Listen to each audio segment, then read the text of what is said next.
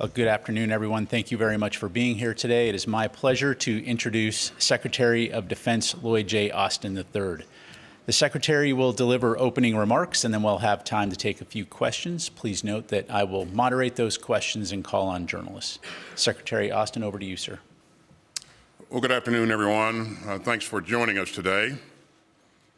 And I know that all Americans are thinking today of President Jimmy Carter on this National Day of Mourning.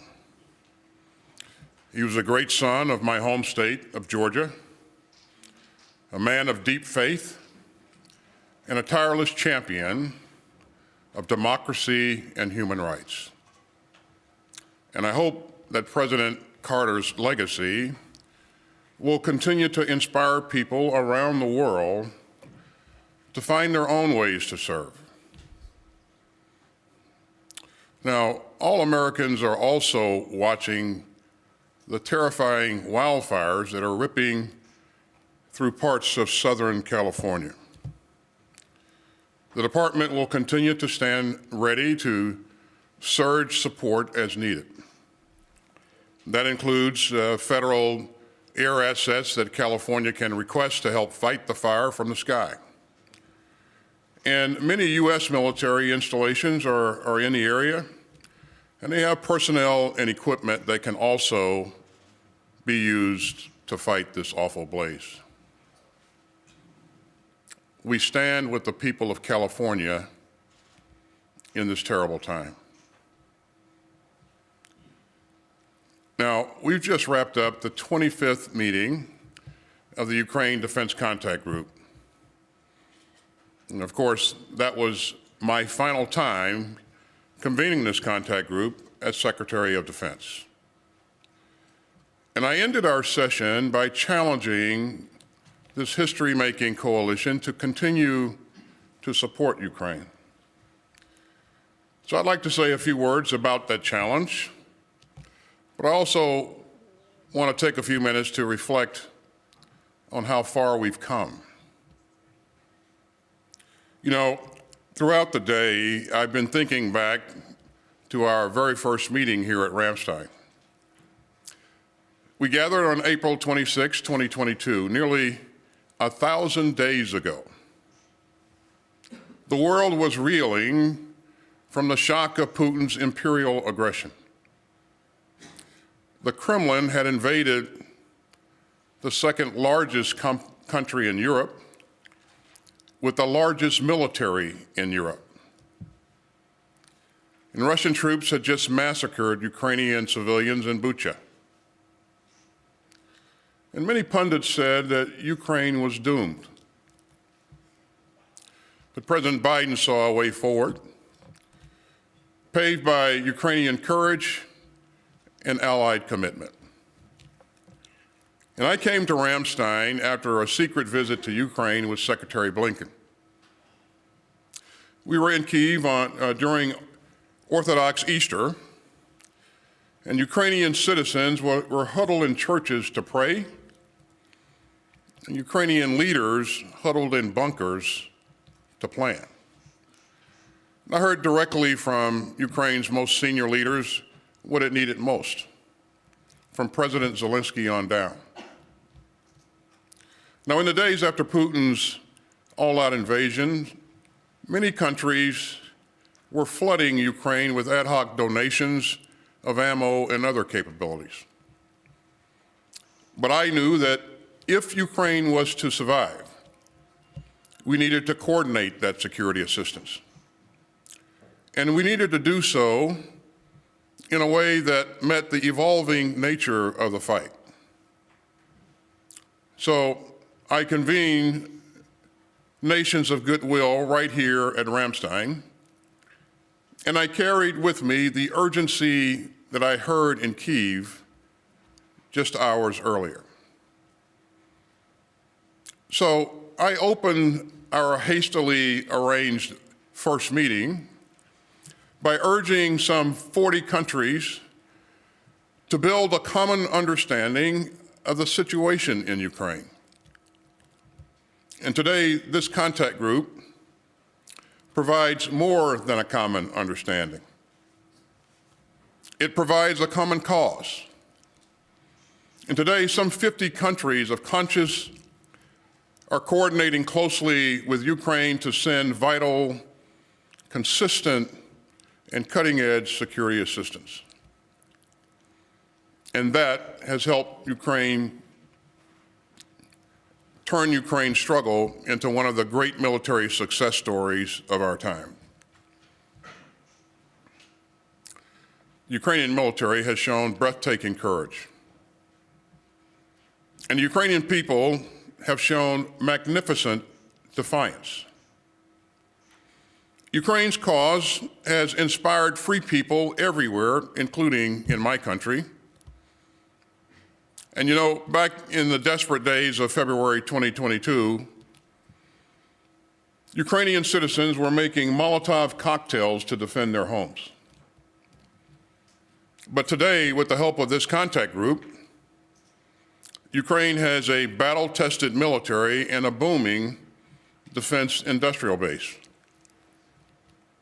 We're meeting the most urgent needs of Ukraine's troops, even as we're building Ukraine's future force.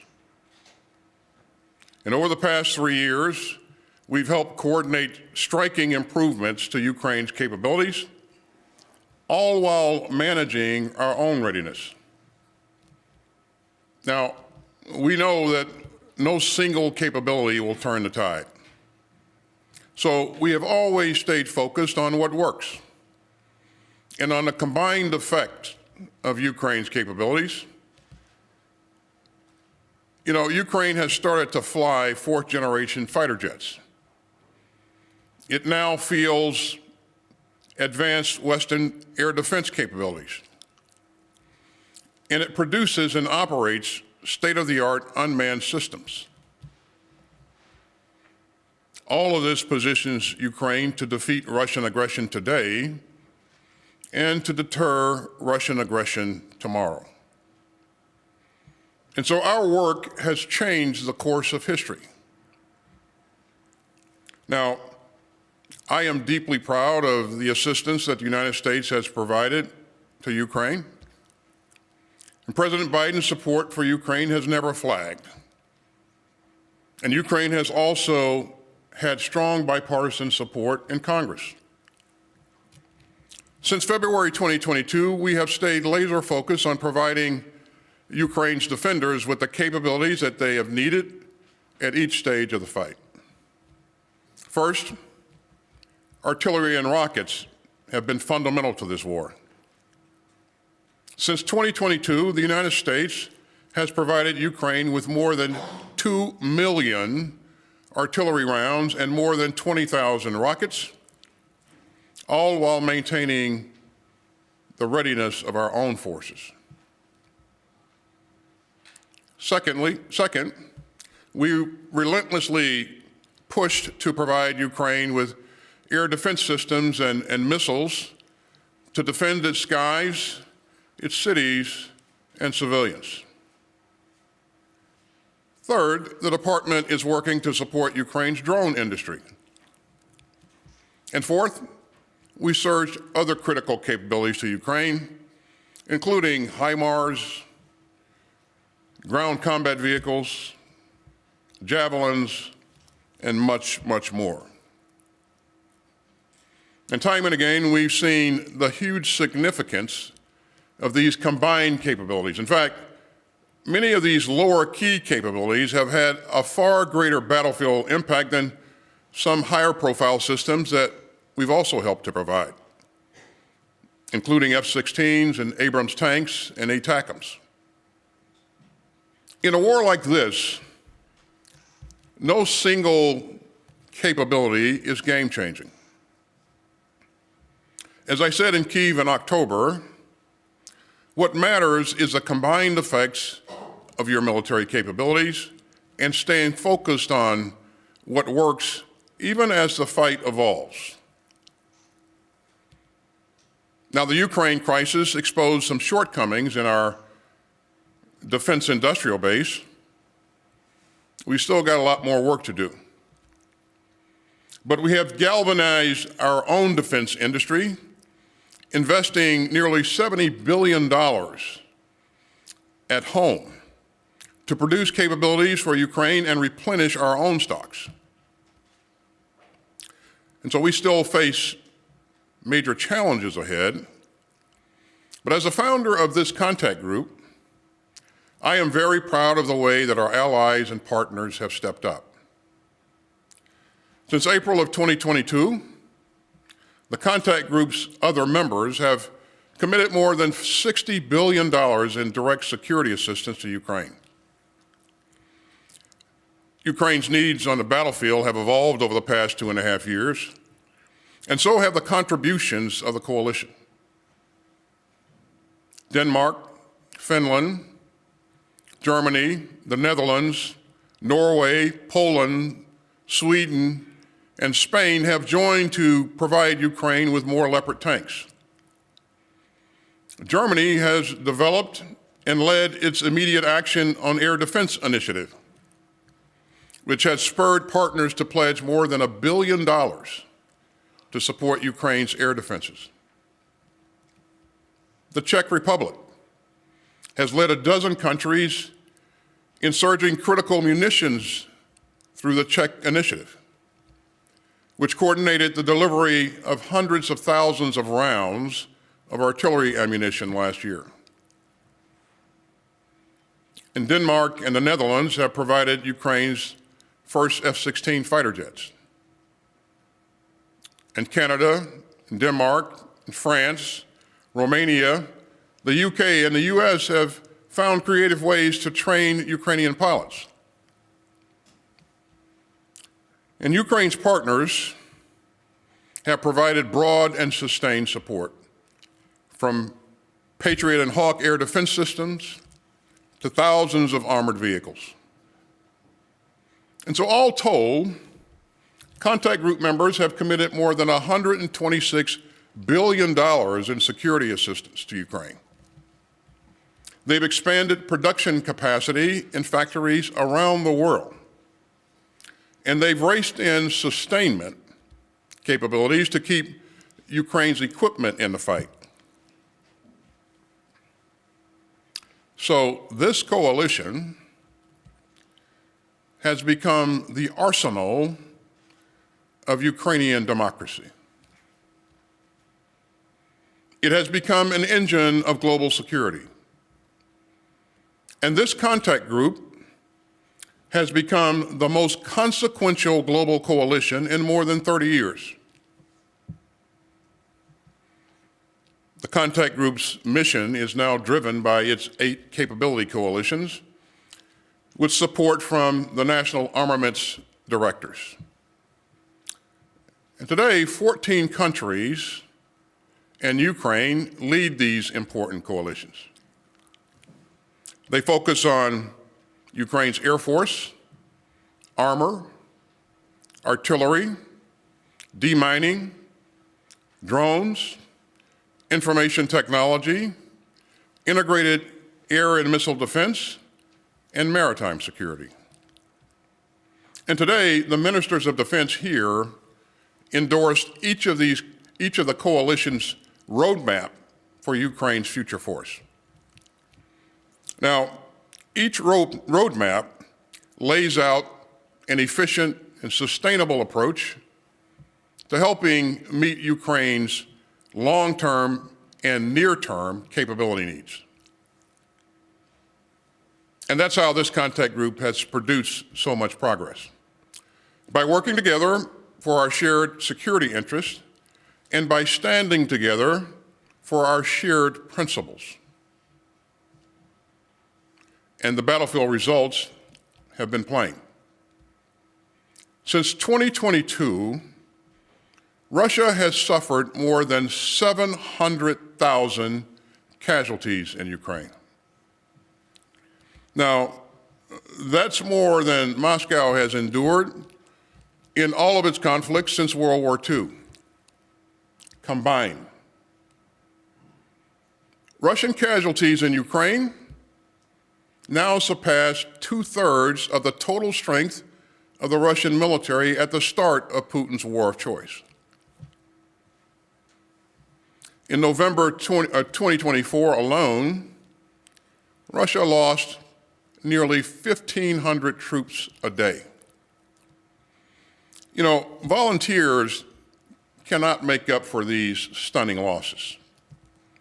And so the Kremlin has been reduced to scouring Russia's jails and coercing contract soldiers. Moscow has even rushed troops from North Korea into a war that they don't belong in. That's another clear sign of Putin's desperation. North Korean forces have suffered more than 1,000 casualties since they enlisted last December in Putin's war. And of course, there are other estimates that are far north of that. Meanwhile, the economic cost to ordinary Russians of Putin's imperial fantasies has also been staggering. The Kremlin plans to spend about 40% of Russia's 2025 budget to keep up with the contract group's support to Ukraine. Now, that's a 25% increase from last year. Meanwhile, the Russian ruble has continued to plummet. The Kremlin has become more isolated, and Russia's global stature and strategic position have continued to decay. And so Russia has paid an appalling price for this indefensible war. Yet Putin has not achieved a single one of his strategic objectives, not one. In fact, Putin was so bogged down in Ukraine that when the vicious Assad dictatorship in Syria collapsed after more than 50 years, all he could do was watch. Russian troops had to race to haul equipment and personnel out of Syria, which had once been a centerpiece of the Kremlin's global ambitions. Putin's failure to save the Assad regime is a stark warning to the few remaining countries that might align themselves with the Kremlin. Now, I am deeply mindful of the anguish that Putin has inflicted on Ukraine.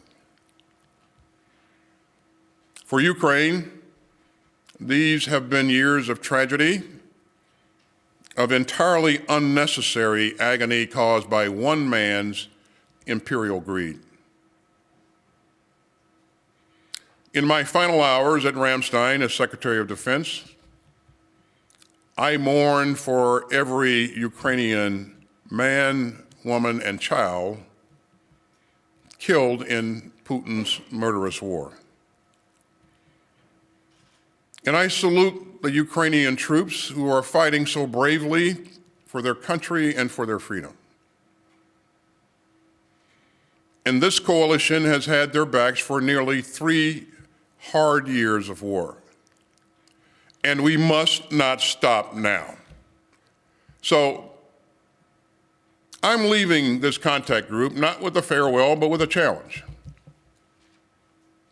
The coalition to support Ukraine must not flinch. It must not falter, and it must not fail. Ukraine's survival is on the line, but so is all of our security. Putin wants to avenge a fallen empire and to rebuild it. The Kremlin's assault starts with Ukraine, but it will not end there. And the dangers are global. Putin wants a world where empire tramples sovereignty, a world where conquest trumps human rights, a world where tyranny bulldozes democracy.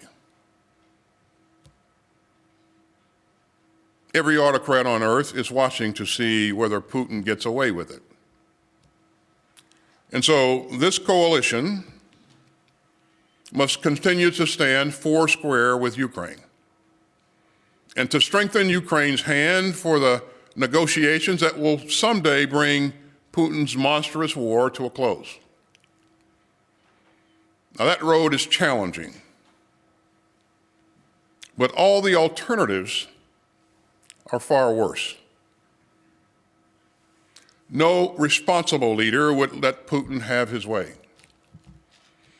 As I have said, peace is not self-executing.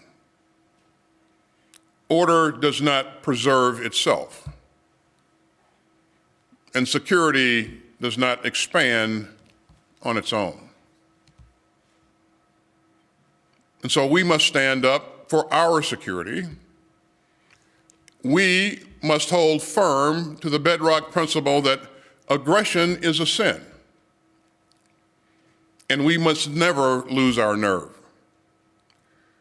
So let me again urge countries of conscience from around the world to help Ukraine succeed and to ensure that Putin does not prevail. And to my brave Ukrainian teammates, and to my friends who have already given and sacrificed far too much, let me urge you to stay in the fight. We have come so far over the past 25 years, past 25 meetings of this contact group. And the structure of this coalition is built to succeed, built to adapt, and built to last. 3 years ago, at the founding of this contact group, I said here at Ramstein that this coalition reflects a galvanized world. It still does. I call Putin's war baseless, reckless, and lawless. It still is. And I call the Kremlin's onslaught a challenge to free people everywhere. It still is. I will always be proud that the Ukraine Defense Contact Group has held high the torch of security and freedom. And so I will keep saying it. Free people must refuse to replace an open order of rules and rights with a violent world of force and fear. Thanks again for being here. And with that, I'll be happy to take some questions. Thank you, Mr. Secretary. Our first question will go to Tara Kopp, Associated Press. Mr. Secretary, I'd like to start with the wildfires, given the scope and the destruction going on in California. Why haven't more troops and aircraft been sent? Is it because California hasn't asked? And if they do ask, how quickly could DoD send additional assets there?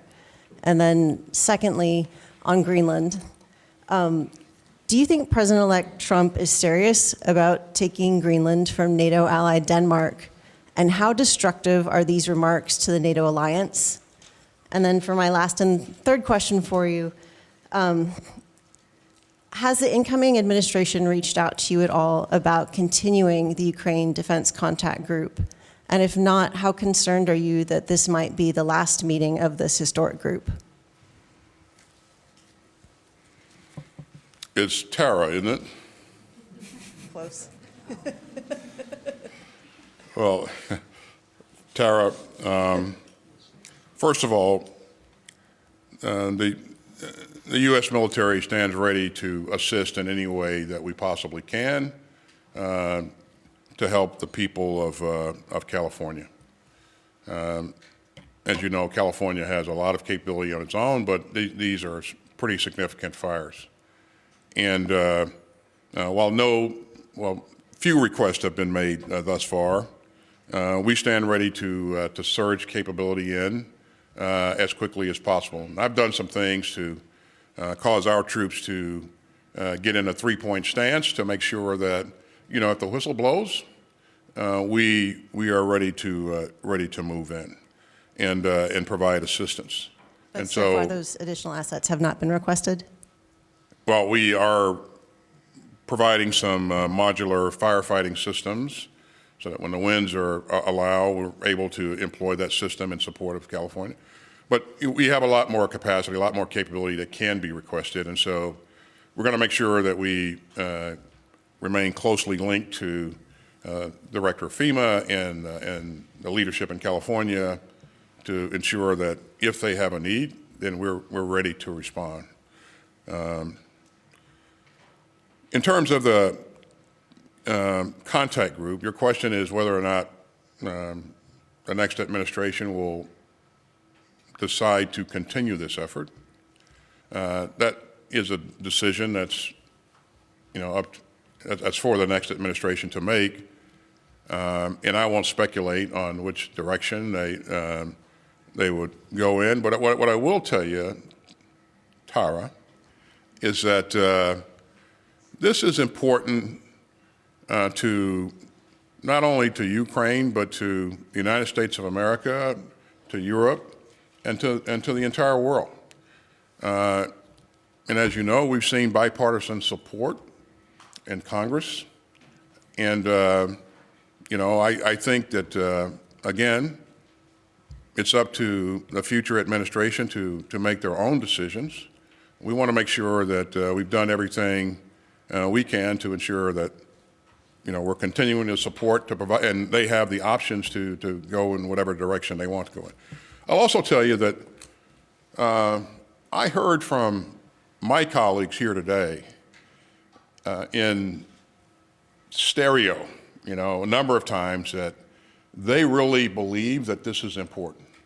And they really believe that this format has served us well. And so, we'll see what happens. It's not the only format that can work, obviously, but they believe that this is important. So. And on Greenland, do you think Trump is serious about taking Greenland? I would defer that question to the president-elect. I won't speculate on whether he's serious or not. But how destructive is that to the alliance? I'm going to move on to the next question. Our next question will go to Uta Spanenberger from ARD. Mr. Secretary, one last question. Looking back at 25 Ukraine group meetings, would more help have been possible, or did the group fall short because individual nations allowed themselves to be too intimidated by Putin's aggressiveness and nuclear threats? So, Uta, you just heard me say that Russia has experienced 700,000 casualties. And the war's not over. They will continue to experience more casualties going forward. They've lost a lot of equipment. Putin's isolated. He doesn't have the ability to project combat power as he would have had in the past, and we saw that with Syria. So I think I would challenge as to whether or not Ukraine has fallen short. I think Russia is falling short. Those numbers of casualties, without accomplishing a single strategic objective, that's unthinkable. Unthinkable. So I think this format and our ability to rush urgently needed security assistance into Ukraine has been quite remarkable.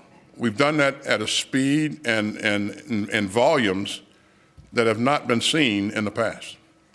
So I really applaud the work that the team has done together, but there's more to be done, and we clearly recognize that. And we're going to continue to do everything we can to help Ukraine for as long as we can. Thank you, sir. Our next question will go to Carla Babb, Voice of America. Hi, Mr. Secretary. Thank you so much for doing this. Since you mentioned the remarkable nature of what you've done the past 3 years, I want to focus on what happened today. And are the commitments and the roadmaps made today for Ukraine by the capability coalitions enough to give Ukraine the upper hand this year, or will it simply keep them in the fight? And then since you mentioned the fall of Assad, on Russia's recent loss of its bases in Syria, has that affected Russia's ability to support its military presence in Africa and the Middle East? And then finally, the Justice Department has acted on behalf of the Pentagon in your final days in office to enforce plea deals in the 9/11 cases. Why is this so important to you? And is deferring justice to families who have been waiting more than 20 years in limbo potentially denying them justice? Carla, tell me what your first question was again. First one is about the Capability Coalition's commitments. Is it enough to give Ukraine the upper hand, or will it keep them in the fight? The capability coalitions, I think, are doing tremendous work to build the future force for Ukraine, even as countries continue to support Ukraine in the current fight in a very credible way. And so as we look at what the capability coalitions are doing, and when things come into play, when they become available in terms of capability, it is quite impressive. And what I've seen from countries that are part of these capability coalitions is that they are absolutely committed to working hard to ensure that that capability comes to life in a expedient matter of time. So I'm optimistic about what we're doing with the capability coalitions. I do believe that it will provide the means to continue to modernize Ukraine's military, which will help it accomplish other things in the future. And if you think back at where we were when this fight started, it was a military based on Soviet equipment and used a lot of Soviet doctrine. We are a long way from where we were then. So the final question out of the 8 questions that you had, Carla? Just 3 this time. Was regarding the Guantanamo Bay, a recent decision. I've stated where I am on this, and I haven't changed. And so we are in the process of appealing that ruling. And since we are appealing it, I don't have any comments to make on the issue. And then on the post-Assad, Russia, have you seen the loss of the bases in Syria affect its ability to conduct military operations in Africa and the Middle East?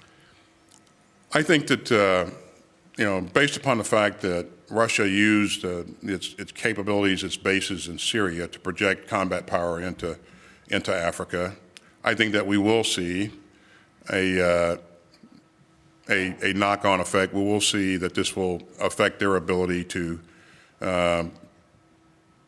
place capability into Africa as they have been in the past and sustain that capability. So yeah, I think it's going to have an effect. So. Our final question will go to Anselm Stern from ZDF. Thank you very much, Mr. Secretary. In a few days, Donald Trump will be president. Will the United States remain a reliable partner in NATO? And what do you expect from your successor as Secretary of Defense? Thank you. United States of America has always been a reliable partner.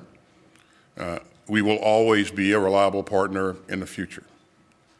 Just like any other country, we have administrations change, and some policies change from time to time, but our values don't change. Our commitment to allies and partners doesn't change either. So in terms of what I would expect, that's irrelevant. The question is, what does his boss expect from him? And, I've had a great boss that I've had the ability to engage frequently and been given the latitude to, accomplish what needs to be accomplished. And so it's been a great experience for me. And I would hope that any future Secretary of Defense would enjoy that same kind of relationship. If you don't have that relationship, it's a very difficult job to do.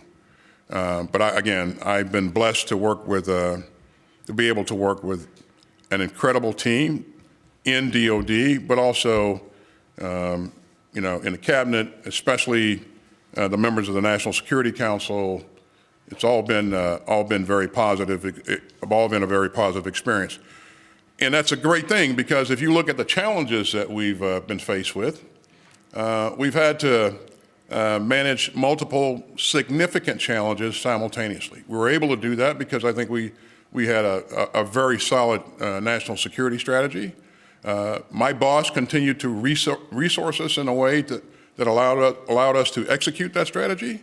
And so it's been a pretty good experience for me. And I have thoroughly enjoyed having the opportunity. And I think if you look at where we are right now, our adversaries are weaker. Our relationships with our allies and partners are stronger. The economy is as strong as it's been in a long time. And so I think we're in pretty good shape. And Patrick, I think that's the last question. Thank you, Mr. Secretary. That was the last question. This concludes our press briefing, ladies and gentlemen. Thank you for joining us today. All right. Thanks, everybody.